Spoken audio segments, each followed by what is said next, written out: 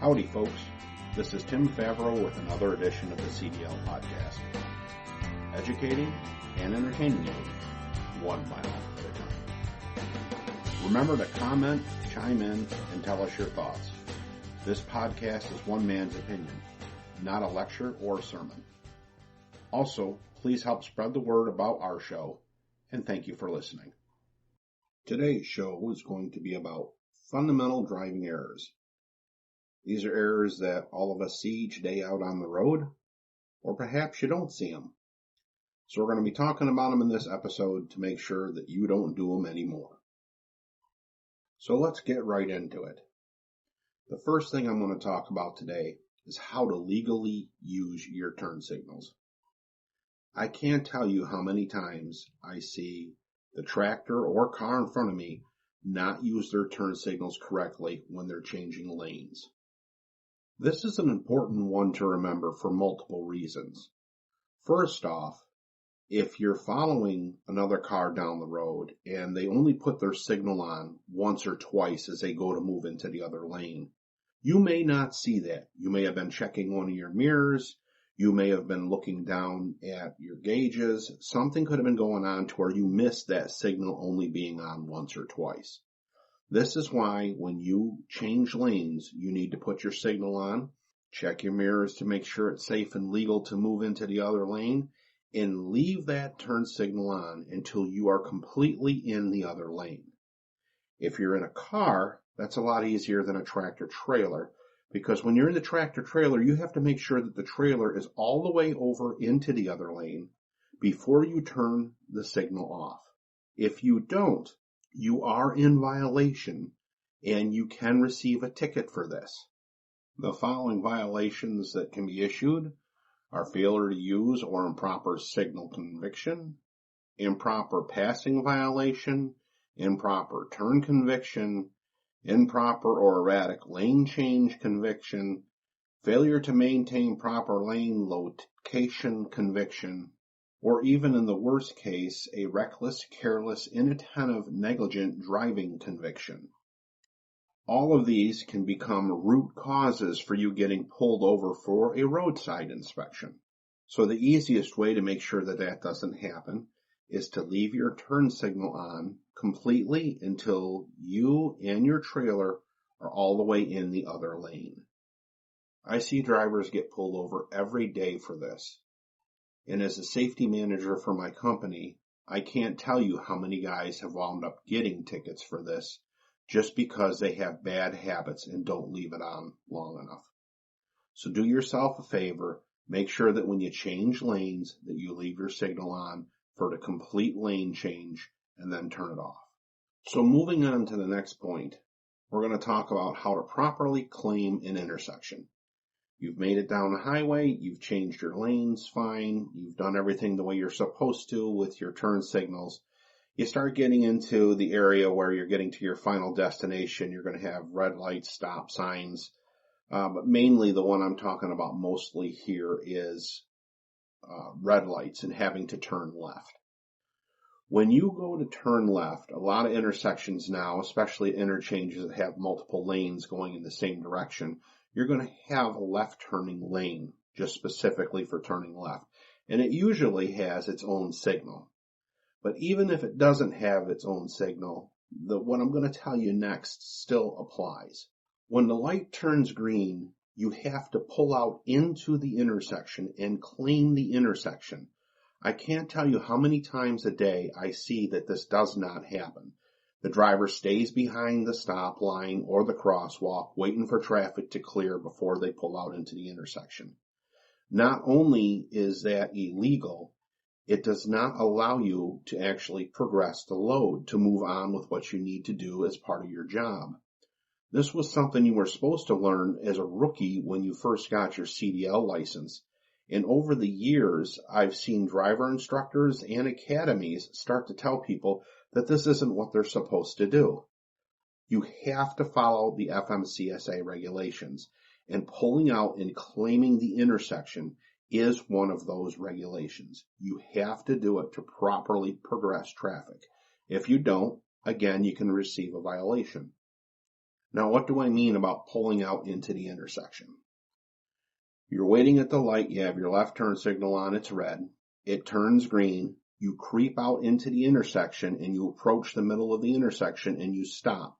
So when the signal turns and it's going to go back to red, when the traffic stops, you can complete the turn. Or if traffic clears while it's still green, obviously, make the turn. But you have to be out in the intersection either way to make the turn, to be able to complete the turn.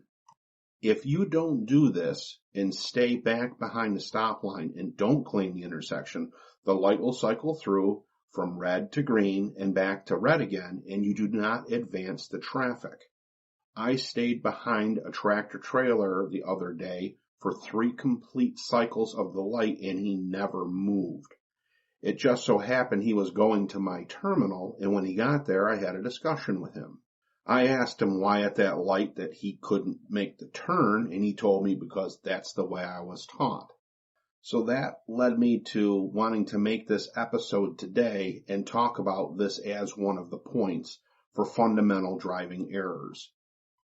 As the light cycles from red to green and red again, if it does it 5 times, at the minimum, 5 vehicles should have been able to clear the intersection following this rule. That's why it was designed. So the next time you approach an intersection and you have to stop and you're making a left, when the light turns green, proceed out into the intersection, claim the intersection, so when it does cycle again, if you haven't been able to make your turn, you can complete your turn. Think of it this way. While the light is green, you're paying for it to be out there, so it's your light, so you can wind up doing this. Now, this rule only pertains to one vehicle. So if you're the vehicle number 2 or 3 behind another tractor trailer or not, this rule does not apply to you. It only applies to the first vehicle. So if the first one's out in the intersection, you, if you're the second or third vehicle, have to stay back behind the stop line and wait your turn for the next light cycle. 2 or 3 vehicles going through a red light out in an intersection is illegal, and you will get a ticket if observed doing this. So onwards to my next point today. This is something that I've seen a lot of my drivers receive violations for not following these general guidelines.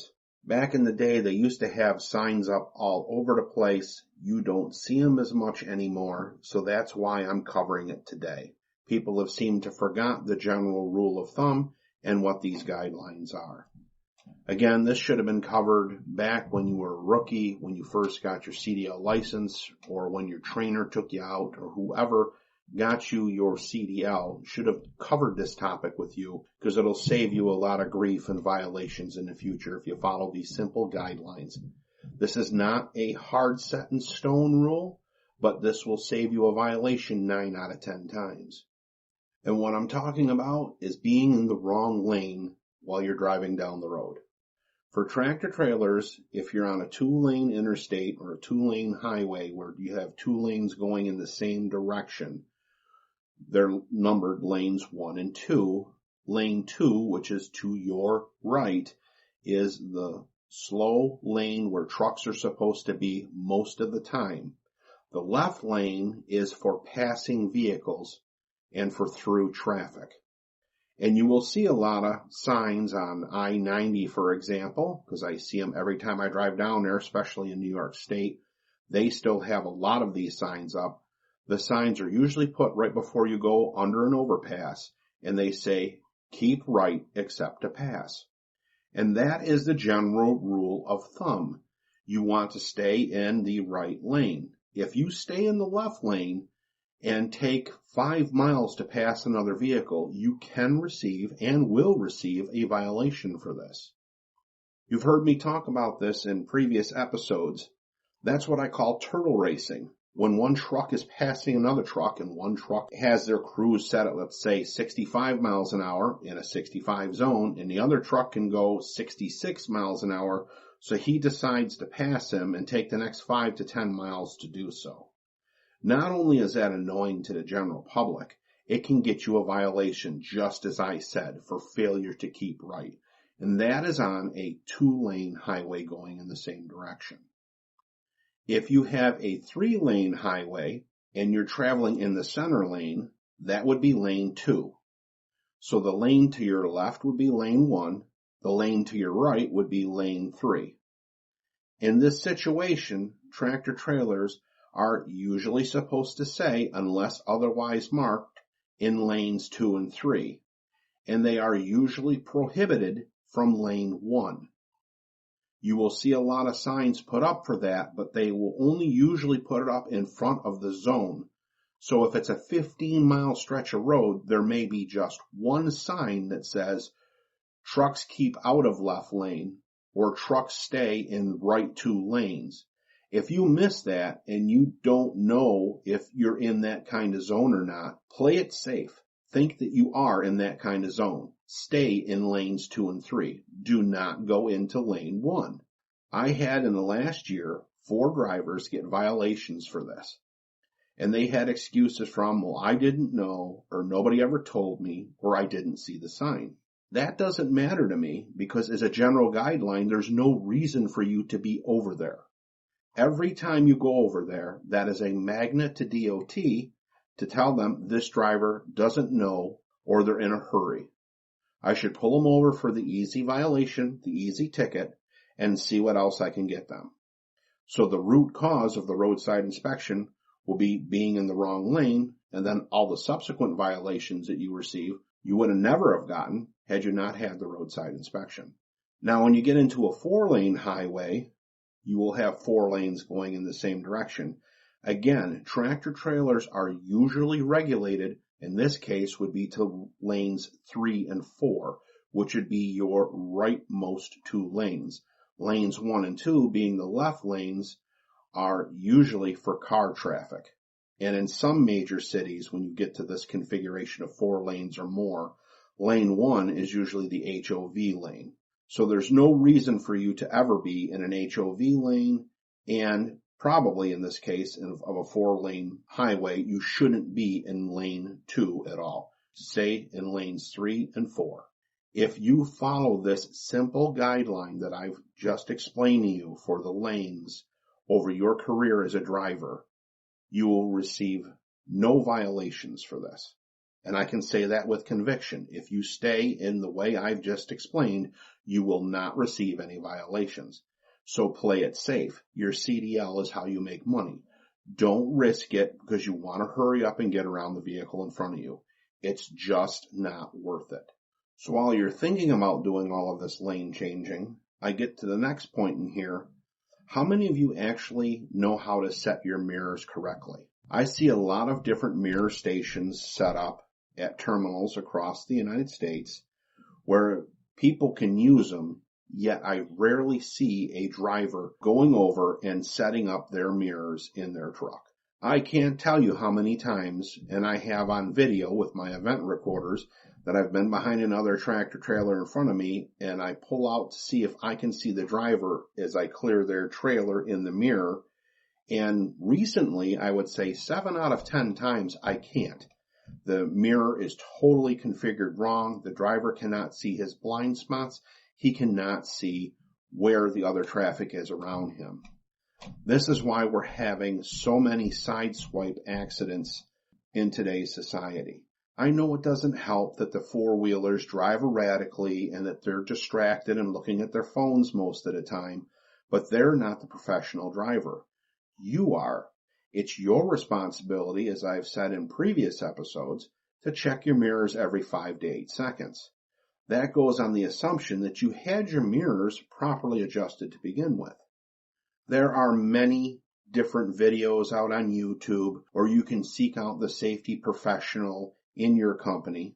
Or if you're not comfortable doing either one of those, you can drop me an email and I can try and show you resources to where it would help you get a visual representation on this.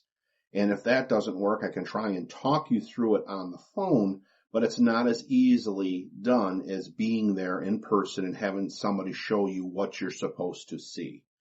There's 2 things I say to people all the time that are 100% proven. Once you see something, you can't unsee it. And once you hear something, you can't unhear it. So what I'm telling you today is something that you can do to find somebody that can show you how to properly set your mirrors. Please take the time to do it. Get the proper sight picture. As I said in the Smith system, you need to get the big picture. You need to do that by having your mirror set. If you do this step, you will save yourself a lot of aggravation down the road. Everyone does not know everything, so ask somebody if you don't know. The life you could save is that little four-wheeler next to you. Another thing that I see every day as we move on to the next point is that I see too many drivers lately that are sitting too low in their seat. There's two things wrong with having your seat too low to the floor. The first one, and maybe not so obvious, is that you have a poor sight picture sitting down lower to the dashboard. You, with a higher position, can see more of the road and more of the things around the front of your vehicle versus sitting down and having the dash blocking more of that area. For each inch that you lower yourself down in the seat, around the whole hood area of the vehicle, you lose over 20 square feet of visibility around you, which leaves more room for small cars, motorcycles, or bicyclists to sneak in where you can't see them in the blind spots. By having your seat higher, you reduce this risk and make yourself in the best position to be safe. In addition to this, if you want to have a long career with no leg problems while sitting all day, you want to have your feet, both of them, firmly planted on the floor and have your leg as it goes up right at the knee create a 90-degree angle with the seat. So you're putting the least amount of pressure on your knee, and on the back of the knee, you are not cutting off your circulation. If you do this, you will have less chance of blood clots in your legs as you get older, and your knees will thank you after 20 years of doing this. Again, there are a lot of YouTube videos and safety representatives in your company that can show you how to properly have your seat set. But you want to have it set at the optimal distance for you to where your legs are at a 90-degree angle and you're sitting up high enough to be able to view the best safe picture as possible. I can't tell you how many people I've seen lately that are sitting in their seat with it all the way down like they're driving a go-kart. It's not safe for your line of sight, and it's not good for your legs.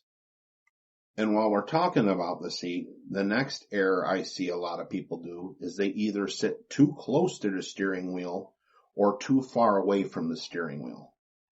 The one I see that happens the most is that they're sitting too close to the steering wheel.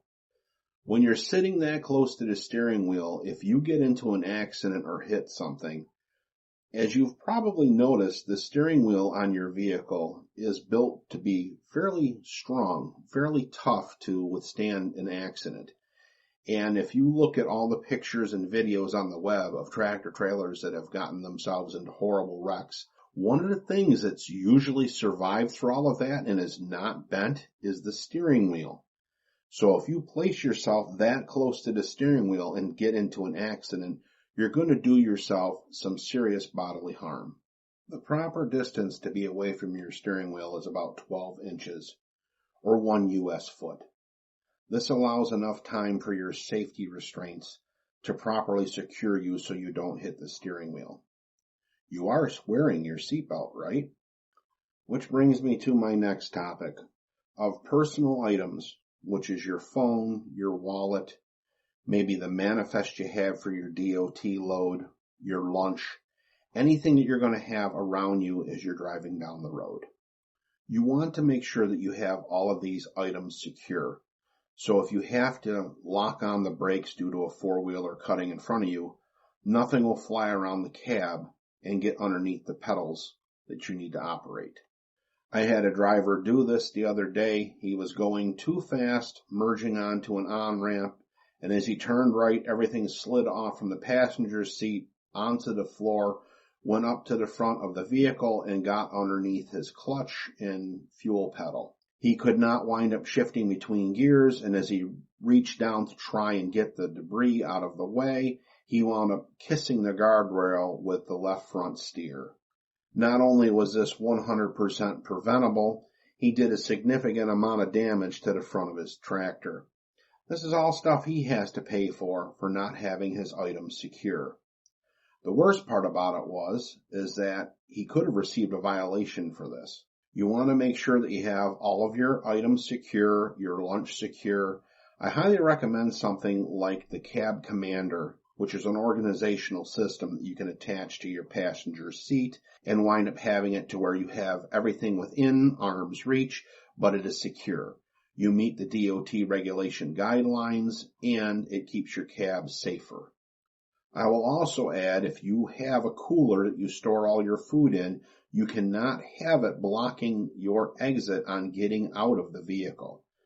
You have to have at least 2 ways out of the tractor at any time, and if you cannot get out your passenger side door due to things being in the way, like your cooler, you are in violation and can be written up for that. If you have it on your seat and you have the seat belt around it and it can't fly off the seat and you can get around to get out, then you're fine. But if you have it on the floor and it gets in the way of you getting out the door, you again will receive a violation. And I'm going to briefly talk about your phone. If your phone is being used as an ELD, like with either Big Roads or Keep Truckin', and you have the app on your phone has to be securely mounted. That is a regulation. You cannot have your phone sitting in a cup holder. You cannot have it laying on the passenger seat. You cannot have it just thrown up on the dash. It actually has to be physically secured so it cannot move. If it is not, it will be written up as a violation. I have had quite a few drivers receive this violation, and it's one that could be easily avoided with just some Velcro on the back of your phone and have it Velcro to the dash or in an actual secure phone mount. That is fine, and it also has to be within arm's reach. If it is not, then again, you will receive a violation.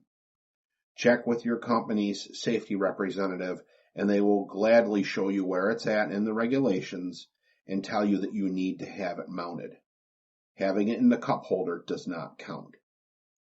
And the final thing I'm going to want to cover today is when you get to truck stops, rest areas, and places, we all know how the parking situation is. I'll cover that in another episode. But when you get to somewhere where you have to shut down or take a break, please, if you can, don't back up when you get there. 90% of accidents that happen with tractor trailers are due to backing up. It's just that simple, and it's a statistic that is the same across the country. If you can, wind up finding a pull-through. Find one that's easily you can pull into, park yourself, not being near anywhere else, and be safe to where it's easy to pull out and leave. Backing up, especially in congested parking lots, is where a lot of damage happens. Everybody has event recorders today. If you back into somebody and hit the front of their truck or the side of their trailer, they're going to see it. They're going to have that information, and you're going to get caught. Don't take the risk if you don't have to. Find a way to pull through. You'll thank me later when you see that truck driver, and I'm not going to insert any company name here, who has the brand new rookie driver in the white truck backing into somebody because they just couldn't find that parking spot at the last minute of the day. If you don't think you can fit and it's going to exceed your skills to safely back in, then just don't. That's one of the sayings that I use day in, day out with everybody I work with. When in doubt, don't. And going back to one of the things I said earlier, if you do have to back up, it really helps when your mirrors are set right. And with that, I want to say thank you for tuning in to another edition of the CDL Podcast. To learn more, connect with our community, and get free resources to build your career, please go to thecdlpodcast.com.